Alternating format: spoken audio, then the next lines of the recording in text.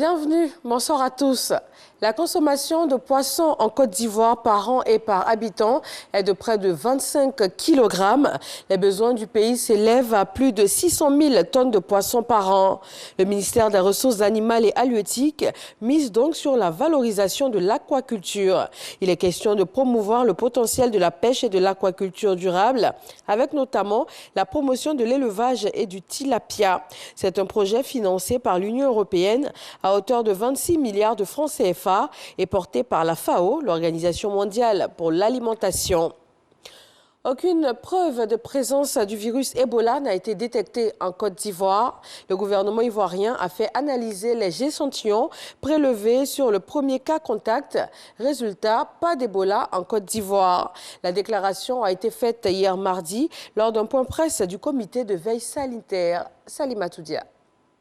Bonne nouvelle pour la Côte d'Ivoire qui ne fait plus partie de la liste des pays à virus Ebola.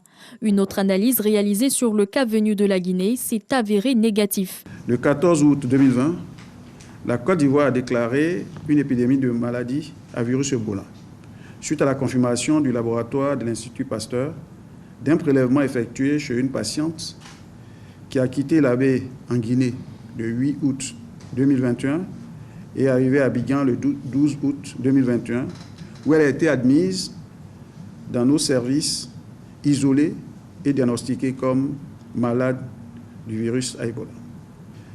Comme recommandé par les règlements sanitaires internationaux, les prélèvements ont été également envoyés pour une confirmation dans un laboratoire de référence qui est accrédité pour les fièvres hémorragiques virales. C'est ainsi que le laboratoire Biomérieux de Lyon, qui a été identifié, a reçu les prélèvements le 27 août 2021. Les résultats revenus négatifs, tant sur la PCR que pour la sérologie, le gouvernement a décidé de classifier cette patiente comme non-cas de maladie à virus Ebola, sortant du coup la Côte d'Ivoire de la liste des pays à virus Ebola. C'est la politique de non-regret qui encourage l'adoption de mesures immédiates avant toute dimension et conséquence d'une urgence épidémique, explique l'Organisation mondiale de la santé dans un communiqué. Elle rétrograde ainsi la Côte d'Ivoire du niveau de riposte à celui d'état d'alerte. Les autorités sanitaires ivoiriennes se réjouissent de la promptitude dans la gestion. La sous-région étant confrontée à plusieurs maladies à fièvre hémorragique virale, les actions de santé publique vont-elles continuer à être renforcées, tant au niveau des frontières que dans les pays, pour pouvoir identifier tout cas suspect et prendre toutes les dispositions nécessaires conformément au règlement sanitaire international. Le ministre de la Santé a d'ailleurs rendu visite à la patiente qui faisait tout de même une maladie virale. Guérie, elle devrait rejoindre les siens dans les jours à venir. Le ministère du Pétrole, de l'Énergie et des Énergies renouvelables de Côte d'Ivoire a découvert un nouveau gisement de pétrole en eau profonde. Qu'est-ce que cela implique? Comment le pays pourra-t-il en tirer profit? Le ministre du Pétrole sera ce soir sur le plateau du 20h de RTI 1 pour répondre à toutes ces questions. En Centrafrique, la mise en place du comité d'organisation du futur dialogue national a été annoncée ce 1er septembre par le chef de l'État, Archange Touadéra. La nouvelle entité est composée d'une trentaine de personnalités, des représentants des pouvoirs publics, des partis politiques, des confessions religieuses, de la société civile et aussi des experts internationaux. Sa mission, proposer entre autres un chronogramme et un lieu pour le dialogue national qui doit permettre à tous d'exprimer les préoccupations.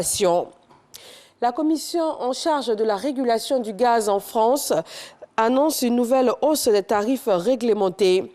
Dès ce 1er septembre, le prix du gaz devrait augmenter de 8,7%, du fait notamment de la hausse des cours mondiaux. Cette hausse d'une ampleur inédite est observée dans tous les pays européens et asiatiques. Elle s'explique par la reprise économique mondiale qui a été observée depuis plusieurs mois et par la forte augmentation des prix du gaz sur le marché mondial. La Louisiane, dans le sud-est des États-Unis, est toujours dans l'urgence du sauvetage des personnes isolées après le passage de l'ouragan Ida. Au moins 2 personnes sont mortes. Les autorités locales estiment que ce nombre pourrait augmenter au fur et à mesure des opérations de recherche. La fourniture d'électricité reste interrompue sur place. Le chef de l'ONU met en garde contre une catastrophe humanitaire en Afghanistan. Antonio Guterres évoque la menace d'un effondrement total des services de base. Il exhorte aussi les États membres de l'ONU à fournir un financement adéquat et complet en faveur de la population afghane.